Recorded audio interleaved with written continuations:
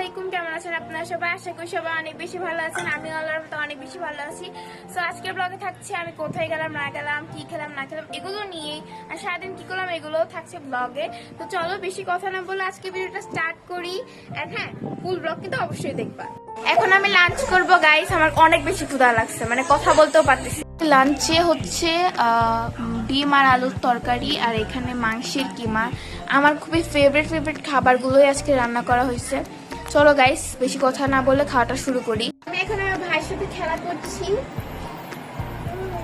ও অনেক বেশি দুষ্ট হয়ে গেছে গাইস, অনেক বেশি, একটুও করে থাকতে চায় না, তাই না?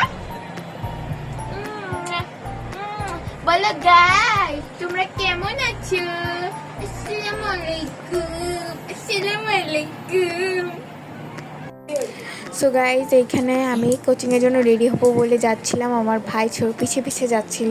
মানে গাইজ একটা জায়গায় স্থির হয়ে বসে থাকতে পারে না ও, মানে ও আমাকে যেখানে দেখবে সেখানেই। তো এখানে আমি কোচিংয়ে যাওয়ার পর জাস্ট ছোটো একটা ক্লিপ নিচ্ছি, আর এখানে ভেলপুরি খাবো বলে ভেলপুরি কিনতেছিলাম, আর আমার ফ্রেন্ড আমাকে একটু ভিডিও করে দিছে, কজ আমাকে ভিডিও করে দেওয়ার মানুষ নেই গাইজ, আমি নিজের ভিডিও নিজেই করি। ও মাই গড। তো এই জায়গাটা হচ্ছে আমাদের স্কুলের সামনে, তোমাদেরকে হেঁটে দেখানোর জন্য এটা দেখাইলাম। তো এদিকে দেখতেই পারতেছো আমাদের হাঁটাহাঁটি করতে করতে অনেক বেশি বৃষ্টি শুরু হয়ে গেছে গাইস। সস বেশি করে দিয়ে খাইতে বেশি মজা। দেখেন আমার ভাই কি করে, এই খাবাই তো সস। তো এখন খাবো। তো গাইস এখানে খাচ্ছিলাম, বাট একটু নেতে গেছিলো, জায়গা ভালো লাগছিল না।